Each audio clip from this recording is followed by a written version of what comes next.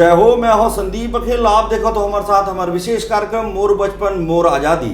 मोर बचपन मोर आज़ादी में हमारे साथ हैं छत्तीसगढ़ के कैबिनेट मंत्री मोहम्मद अकबर जी। आपके बहुत बहुत स्वागत है। आपसे आज हम बड़ा विशेष चर्चा करबो कि आपका जो बचपन है, जो बचपन में आपने 15 अगस्त जिस तरीके से आप मनाते थे स्कूल के दौर में, बड़ी अच्छी स्मृतियाँ रहती हैं, उससे जुड़ी बात आप हमें बताएं। मैं तो यहाँ बैरन बाज़ार के होली क्रॉस स्कूल में पढ़ा हूँ जी। और 15 अगस्त के समय कार्यक्रम होते थे, झंडा फहराया जाता था, मिठाई स्कूल की तरफ से टॉफ़ी वगैरह ही बांटी जाती थी। बहुत ज़्यादा किसी एक्टिविटी में मैं स्कूल के समय शामिल नहीं हो पाया। जी जी। लेकिन बड़े उत्साह के साथ हर साल स्कूल में मनाया जाता था, उसमें मैं शामिल होता था। कोई ऐसे महापुरुष जिनके जीवन ने बड़ा प्रभावित किया, जिन्होंने हमें आज़ादी दिलाई, जिन्होंने हमें स्वतंत्रता दिलाई? भाई सबसे बड़े महापुरुष तो महात्मा गांधी जी हैं जी। और इसमें कोई संदेह वाली बात नहीं है कि कोई ये कहे कि आज़ादी में उनका कोई योगदान नहीं। उन्होंने आज़ादी दिलाई ये पूरा, और इसलिए उनको राष्ट्रपिता महात्मा गांधी के नाम से कहा जाता है। जी, आप मंत्री बने, पूर्व में भी आप मंत्री रहे, और जब आपने अपने स्कूल को देखा मंत्री बनने के बाद या मंत्री बनने के पूर्व, क्योंकि आप स्कूल से पढ़े हैं, रायपुर शहर में आप रहते हैं, कवर्धा आपका विधानसभा क्षेत्र है, तो जब सब इन चीज़ों को देखते हैं तो क्या महसूस करते हैं आप? देखो, स्कूल में तो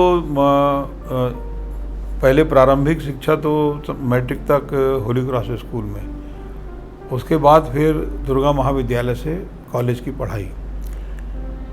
बड़े गर्व की अनुभूति होती है जब ऐसी इन संस्थाओं में मुख्य अतिथि बनकर मैं वही किसी कार्यक्रम में जाओ। जी। तो होली क्रॉस स्कूल का ही एक पार्ट है जो पेंशन बाड़ा स्कूल है जी, वहाँ भी मैं मुख्य अतिथि बनकर गया। मंत्री बनने के बाद तत्कालीन कांग्रेस की सरकार के समय, और दुर्गा महाविद्यालय में भी गया। तो बड़े गर्व की अनुभूति होती है कि जहाँ हम पढ़े वहाँ मुख्य अतिथि बन के जा रहे हैं, अपनी बात रख रहे हैं। जी। तो बड़ा अच्छा लगा। जी। महापुरुष जो हैं हमारे, जिन्होंने हमको आज़ादी दिलाई, धीरे धीरे ये देखा जा रहा है कि वो वर्तमान युवा पीढ़ी, यदि आपको अपने समय के दौर यदि याद होगा तो हम लोग समान रूप से घरों में चर्चा करते थे कि ये ऐसा, इन्होंने ये किया, और हमारे जो कहा जाए बैठक जिसको हम बोलते, तो वहाँ सब छाया चित्र लगी रहती थी। हमारे घर के बड़े बुजुर्ग बताते थे ये हैं, ये हैं। अब धीरे धीरे सीनरी ने बैठक में प्रवेश कर लिया, और तो ये चीज़ें धीरे धीरे जो आज के जो युवा पीढ़ी है या आज के जो बच्चे हैं, उनको स्मरण ही नहीं है कि हमें आज़ादी किसने दिलाई। देखिए, इसमें बहुत बड़ा रोल तो ये जो व्हाट्सएप का सिस्टम चालू हुआ है जी, आप उसमें बहुत सी ऐसी बातों को व्हाट्सएप के जरिए प्रचारित कर सकते हैं जो आपकी विचारधारा को बदले। जहाँ तक जो बुजुर्ग हैं और घरों में उन महापुरुषों की तस्वीरें लगी होती थी जिनको स्पष्ट तौर पर कहा जाता था कि ये आज़ादी की लड़ाई में इनका योगदान है, ये जेल में भी रहे, बहुत प्रताड़ना इन्होंने झेली है। वर्तमान स्थिति में इस समय जो विचारधारा का अंतर आ गया है, ऐसे लोग इसको ज़्यादा प्रचारित करते हैं जिनके आज़ादी की लड़ाई में कोई योगदान ही नहीं रहा। जिनका आज़ादी की लड़ाई में कोई योगदान नहीं रहा, जो वो पॉलिटिकल पार्टी आज सत्ता में है, और वो पॉलिटिकल पार्टी के लोग हमेशा इस बात को प्रमाणित करने का प्रयास करते हैं कि आज़ादी की लड़ाई में आज उनको मतलब एक नज़रअंदाज करने की स्थिति से देखने का काम इन्हीं लोगों के द्वारा है जिनका आज़ादी की लड़ाई में कोई योगदान है ही नहीं। एक सिंगल नाम नहीं है कि जिसमें कह सके कि आज़ादी की लड़ाई में इनको जेल हुआ, इनकी प्रताड़ना दी गई, ऐसा कहीं कुछ नहीं है। जी। विशुद्ध रूप से कांग्रेस पार्टी ने ही देश को आज़ादी दिलाई, और जितने भी महापुरुष हम जिनको कह सकते हैं वो सारे के सारे कांग्रेस के।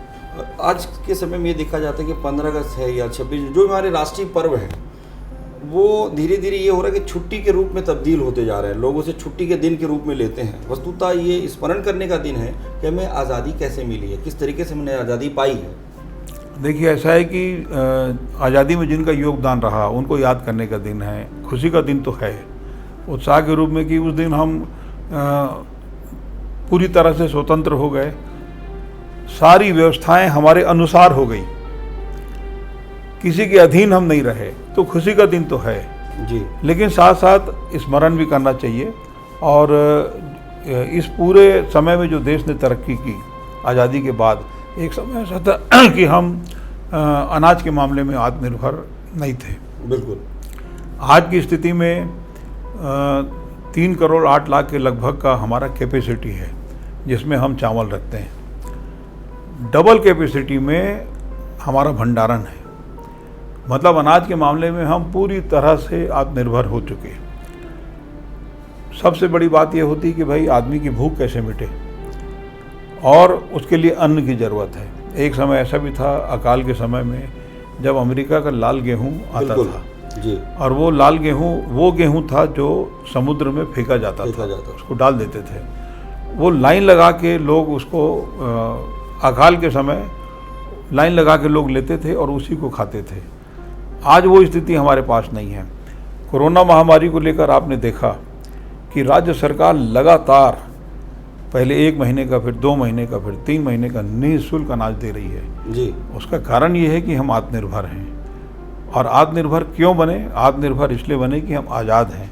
हमने अपनी व्यवस्थाओं को लागू किया, कृषि को उन्नत किया, उत्पादन को बढ़ाया, तो वो हमारी स्थिति समाप्त हो गई कि हमको लाइन लगा के अमेरिका का लाल गेहूँ लेना पड़े। बिल्कुल गर्व और का ये विषय है जी। हाँ, ये पूरे गर्व का विषय है जी। देश को कहें या छत्तीसगढ़ को कहें तो किन किन चीज़ों से हमें आज़ादी आज 2020 में हमको मिलनी चाहिए? कोरोना तो है ही है, उसके अलावा और कौन कौन सी चीज़ें हैं जिससे आज़ादी चाहिए हमें? देखिए, आज़ादी चाहिए, सबसे बड़ी आज़ादी तो बेरोजगारी की चाहिए। मतलब बेरोजगारी पूरे देश में समाप्त होना चाहिए। हालांकि ये बहुत कठिन काम है जी, केंद्र के लिए भी और राज्य के लिए भी, लेकिन राज्यों का प्रयास होना चाहिए। लोगों के पास अभाव ना हो। अब पूरे देश की बात तो पूरा आपकी जानकारी में है कि बेरोजगारी कितनी बड़ी है। कोरोना में तो और स्थिति खराब हो गई है। इस पूरे मामले में छत्तीसगढ़ का काम बहुत अच्छा है। मैं इसलिए नहीं कहता कि मैं मंत्री हूँ, इस कारण से मुझे कहना चाहिए। जी, बहुत अच्छी बात आपने बताई। हम चाहते हैं कि छत्तीसगढ़ की जो जनता है उसे आप एक संदेश दें जिससे हमारा छत्तीसगढ़ प्रगति के पथ पर आगे जाए और हम अपने आज़ादी के अर्थ को सही मायने में साबित करें। देखिए, 15 अगस्त तो अब नज़दीक है और मैं पूरे प्रदेशवासियों को एडवांस में उसकी बधाई भी देता हूँ, शुभकामनाएं देता हूँ। और जिस प्रकार से जनता का विश्वास कांग्रेस पार्टी को मिला है, छत्तीसगढ़ में 3/4 बहुमत से जनता ने कांग्रेस पार्टी की सरकार बनाई है, जिस उम्मीद के साथ भी, और जो वायदे कांग्रेस पार्टी ने किए हैं, 36 वायदे थे, 22 पूरे हो चुके। बाकी के मामले में भी राज्य सरकार गंभीर है। तो जनता को बधाई भी एडवांस में 15 अगस्त की और मेरी शुभकामनाएं भी जी। और इस उम्मीद के साथ कि जो छत्तीसगढ़ सरकार अभी वर्तमान में कांग्रेस की सरकार है, जो वायदे की थी उसमें हम गंभीर हैं। अच्छा से अच्छा ये सरकार आम जनता के लिए करेगी जैसा उन्होंने उम्मीद किया था। जी, आपका बहुत बहुत आभार, बहुत बहुत धन्यवाद। बहुत अच्छी बातें आपने बताई, प्रेरणादायी बातें बताई, जिससे हमारी जनता को और छत्तीसगढ़ की जनता निश्चित रूप से उनको नई प्रेरणा मिली होगी, नई ऊर्जा मिली होगी। बहुत बहुत धन्यवाद।